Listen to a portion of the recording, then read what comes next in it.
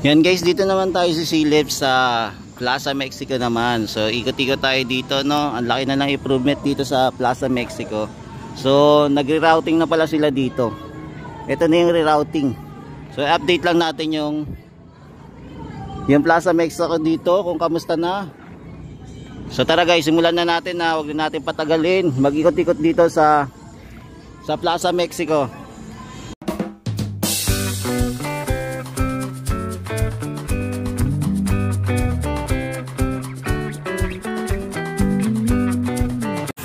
Yan, so ito na po yung kaganapan dito sa Plaza Mexico. So ito, rerouting na po talaga sila. Yan, so ito na yung tsura ng Plaza Mexico, no. So nag-routing na sila. So iba na yung daan. So tatagos na po sila dito sa Intendencia. Ayan, so Intendencia na yung labas nila, ha. So ito na yan, yung daan. So nag night tour lang tayo dito. Yan, so binuksan na nila. Yan, so ang laki na ng pagbabago dito sa Plaza Mexico. So ito na yung Plaza Mexico, ha. Yan, gabi lang kasi. Kaya sana makita nyo pa rin na maliwanag. So ito na yung tsura nya. Yan. So ang laki na ng improvement dito guys, ha. Malaki na po improvement dito sa Plaza Mexico.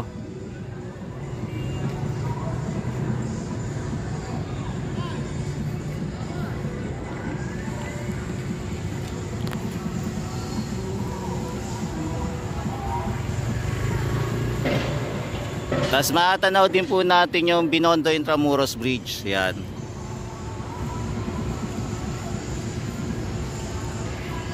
So kung mapapansin din po natin yung mga ano dito, spalto, binakbak na rin.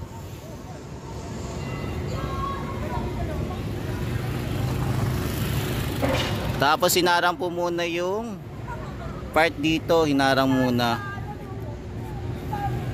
Yan, so dito din, no, sementado na rin tong area na to. Tapos ito may nakalagay dito, to Anda Circle. Yan, so dito daw daan, Anda Circle na. So dito na yung lalabas tayo guys, ha. Ayan, so dito na. So ito one way lang po to.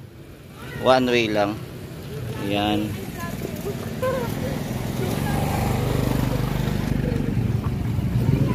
Ayan, so one way lang po yung daan. One way lang yan, sir.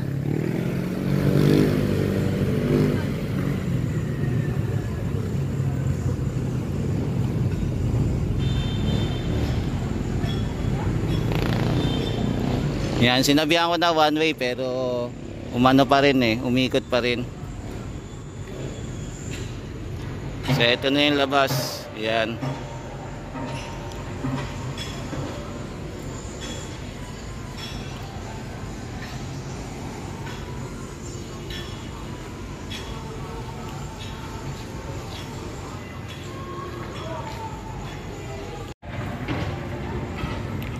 Tapos ito, aayusin pa tong mga halaman dito. Ayan, naglagay na din sila ng mga puno, oh. Naglagay na din. So ito na po yung improvement dito sa Plaza Mexico.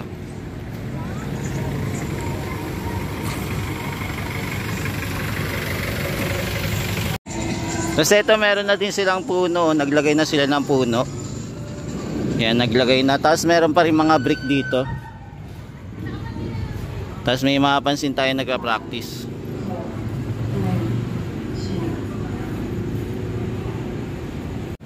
Yan, so ito yung tsura po ng Plaza Mexico. So papunta na po ito ng Pasig River Esplanade po.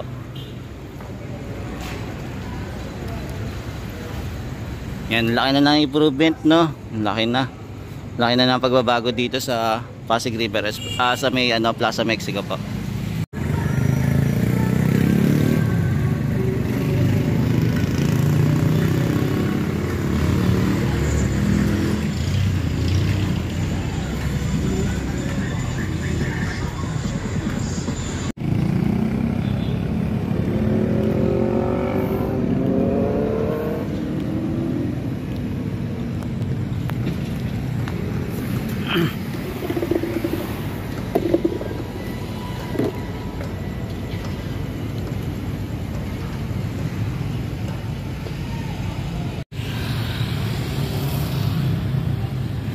Yan, so ito na po yung itsura ng Plaza Mexico, no? Ayan, napakasimple lang po yung Plaza Mexico. Napakasimple lang po ng pasyalan.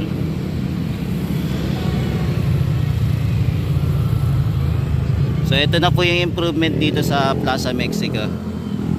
Ang bilis nilang magtrabaho, no?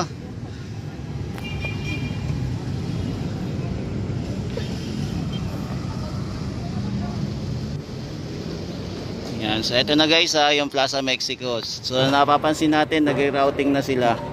Rerouting na.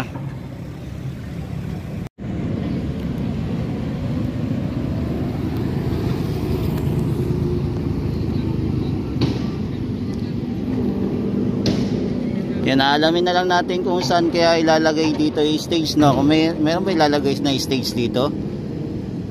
Yan, hindi natin alam pa kung saan lalagay eh.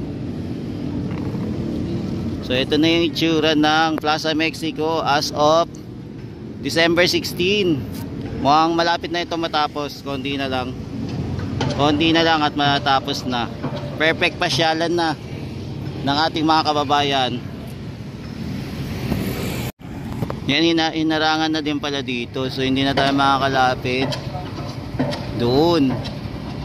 Hindi na tayo makakalapit sa Maestranza. So ito yung update ngayon, no?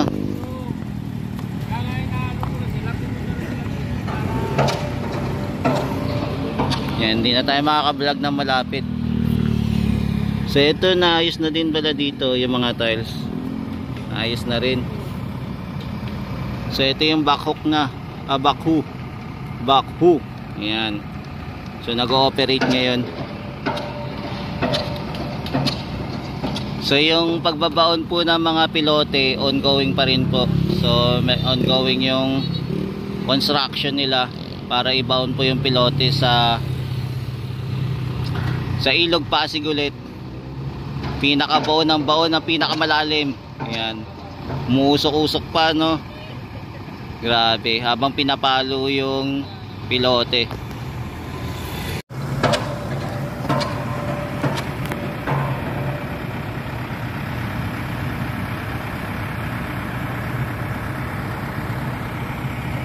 Yan, dito inarangan na. So hindi na tayo makakataan dito. Bawal na. So hindi na natin maabot yung ginagawang project doon, kung paano nila ginagawa.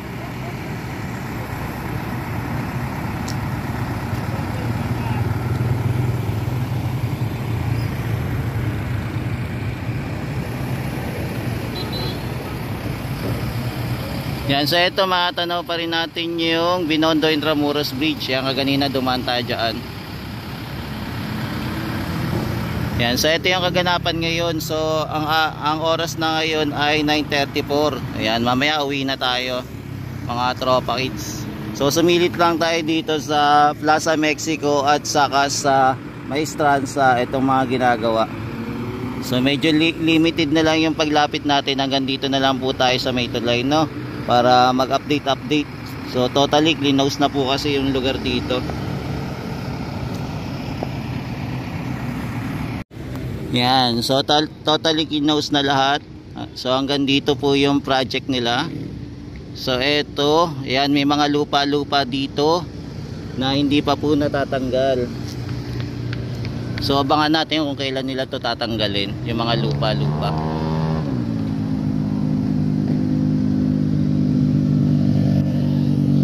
Yan, so totally closed na tong area. So clean house na ng December 16 po.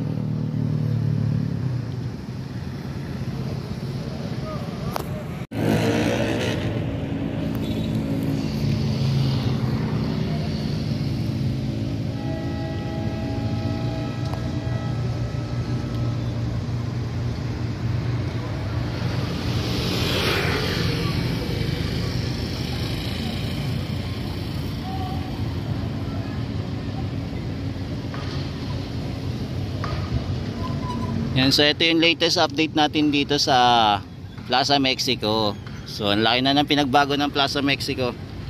Super laki na. Ang laki na ng improvement.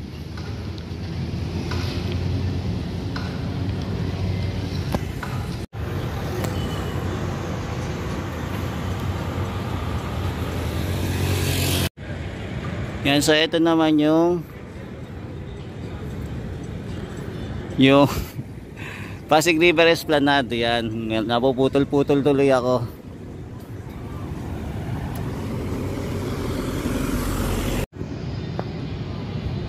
Yan, so ito yung top view naman sa taas tayo ng Binondo Intramuros Bridge. So ito yung top view para sa Plaza Mexico. Yan, so yan napansin na natin meron din mga puno-puno dito. So abangan na lang natin yung mga pailaw-ilaw kung kailan ikakabit, no, para maganda. Tapos kung maglalagay din po sila ng mga upuan dito para meron pong mauupuan yung ating mga kababayan kung dito po sila tatambay sa Plaza Mexico.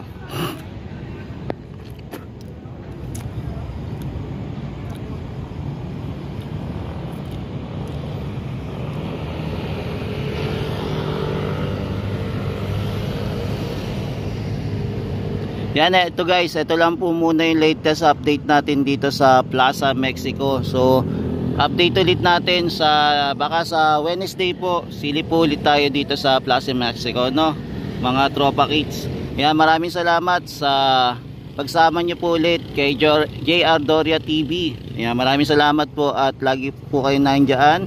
At God bless po at salamat sa walang sawang pagsuporta sa akin. Yan, ingat-ingat po kayo lagi mula Luzon, Visayas hanggang Mindanao. Magandang gabi po, maging sa ibang bansa po kung umaga, tanghali, hapon at gabi din or madaling araw. Yan, ingat-ingat po kayo lagi at pagpalain po tayo ng may kapal. Yan, mahalin po natin ang Pilipinas. Ingat-ingat po. Paalam.